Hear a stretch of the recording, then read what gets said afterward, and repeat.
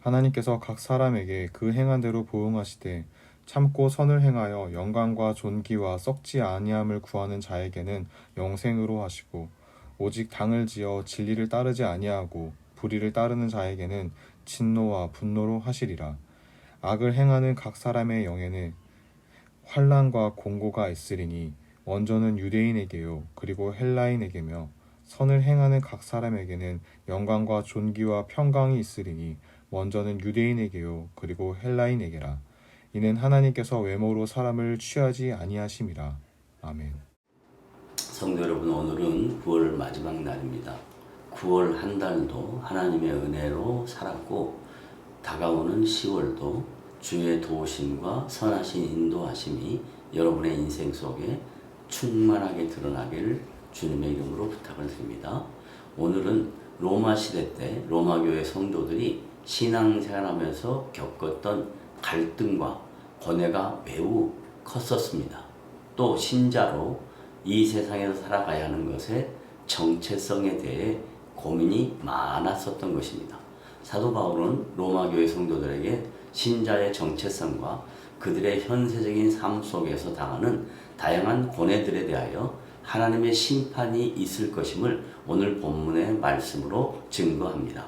하나님께서 온 우주 만물을 창조하실 때 하나님의 목적과 계획은 가치가 있고 의미가 있으며 매우 선한 것이었습니다. 그러나 하나님의 창조 목적과 계획에 반대하는 죄가 모든 인간들에게 임함으로 그 죄로 말미암아 생긴 삶의 다양한 문제들, 궁극적으로는 죽음에 대한 문제입니다. 죽음은 모든 인간들에게 내리시는 하나님의 심판입니다. 하나님의 심판은 사도 바울이 오늘 본문에서 기록한 두 부류, 즉 선인과 악인에게 임한다는 것입니다. 사람들은 보편적으로 선인과 악인을 도덕적이며 윤리적인 기준으로 구별하는 데 익숙해 있으나 성경에서 말하는 선과 악의 구별은 인간의 도덕과 윤리를 근거로 하지 않습니다. 성경에서 말하는 선과 악의 구별은 하나님의 통치를 받느냐 받지 않느냐 하는 하나님과의 인격적 관계성에 관한 것입니다. 이 세상 어느 누구도 약점과 허물, 실수 없이 살아갈 수는 없습니다. 성경은 이런 잘못과 실수를 가리켜 악인이라고 지칭하지 않습니다. 반면에 이와 대조적으로 악인이란 하나님의 통치를 인정하지 않을 뿐더러 하나님의 은혜와 사랑을 거부하는 자들을 의미합니다. 그리고 자기 힘, 능력, 인간이 만들어낸 모든 것들을 근거로 자기 삶을 만들어가고 그러한 사람을 가리켜 성경은 정확히 악인이라 규정합니다.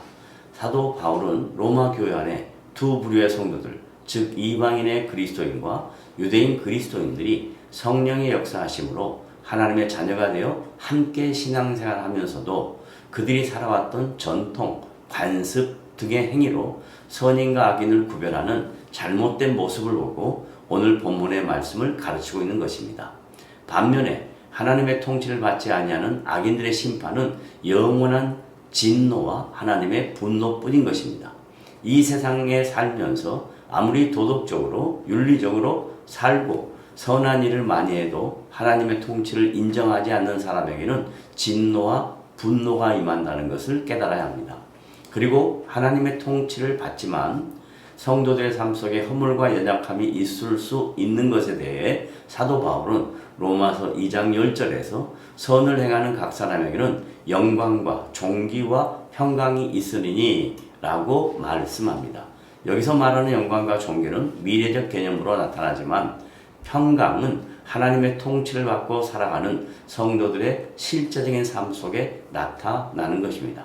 하나님의 자녀로 살면서도 자기 뜻대로 살려고 하는 사람에게는 그 마음에 주님이 주시는 평강과 위로가 없다는 것입니다. 이 말씀에 대해 좀 더 구체적으로 사도 바울이 골로새 교회에 권면한 말씀을 살펴보겠습니다. 골로새 3장 23절에 보면 무슨 일을 하든지 마음을 다하여 주께 하듯 하고 사람에게 하듯 하지 말라고 권면합니다. 이 말씀의 의미는 자기가 자기 자신을 통치하지 말라는 뜻입니다. 왜냐하면 그 이유는 24절에 이는 기업의 상을 주께 받을 줄 아나니 너희는 주 그리스도를 섬기느니라고 권면하고 있습니다. 성도 여러분들이 세상에 살면서 하나님의 통치를 받고 신자로서 살았던 모든 것에 대해 하나님께서 기억하시고 각자에게 상급으로 주시겠다는 말씀입니다. 바울은 복음을 위해 많은 고초를 겪었습니다. 그런데 하나님의 통치를 받고 삶으로 그 어떤 시련과 고통 속에서도 그에게 주시는 크신 은혜와 위로가 그를 평강으로 인도했음을 생각하며 로마 교회 성도들을 권면하고 골로새 교회 성도들을 권면했습니다. 교회 안에서 이미 하나님의 자녀가 되어 살면서도 아직도 하나님을 알지 못하는 악인처럼 사람을 비판하고 하나님의 통치를 받지 않고 싶어하는 자아로 갈등하는 성도들에게 결론으로 로마서 2장 11절은 이렇게 말씀합니다. 이는 하나님께서 외모로 사람을 취하지 아니하심이라고 정확하게 지적합니다. 하나님의 기준은 사람이 갖고 있는 능력, 조건, 잠재력 이런 것들이 아니라는 것입니다. 로마 교회 성도들이 판단하는 혈통이나 종족으로 평가하지 않으신다는 겁니다. 예수 그리스도를 이 땅에 보내실 때 하나님의 마음은 하나님이 지으신 형상들이 다 예수 믿고 하나님께 돌아와 하나님의 통치를 받도록 아직까지 기다리시며 기회를 주고 있는 것입니다. 마태복음 24장에 보면 예수님의 제자들이 어느 때 주님이 임하시며 세상 끝에는 무슨 징조가 있겠느냐라고 질문합니다. 마태복음 24장 7절에 보면 민족이 민족을 나라가 나라를 대적하여 일어나겠고 곳곳에 기근과 지진이 있으리니 라고 예수님은 지적합니다. 실제 지금 우리의 주변에 너무나 많은 이러한 일들이 나타나고 있으나 우리는 전혀 감각이 없습니다. 예수님은 이렇게 현상적인 일들로 오시는 것이 아니라 14절 말씀에 보면 이 천국 복음이 모든 민족에 증언되기 위하여 온 세상에 전파되리니 그제야 끝이 오리라고 말씀합니다. 하나님은 공평하신 분이십니다. 모든 사람들에게 동일한 기회를 주시는 것입니다. 지금 우리가 살고 있는 이 시대에 땅끝까지 복음이 증거되는 일이 거의 문 앞에 다가왔습니다. 마지막 시대에 남아있는 것은 하나님의 심판, 즉 악인에게는 진노와 분노, 선인에게는 영광과 존귀가 있을 것입니다. 환난과 핍박이 있어도 그것을 이겨내는 힘이 우리 안에 있는 그리스도로부터 나오므로 위로와 평강을 주실 것을 여러분은 믿으셔야 합니다.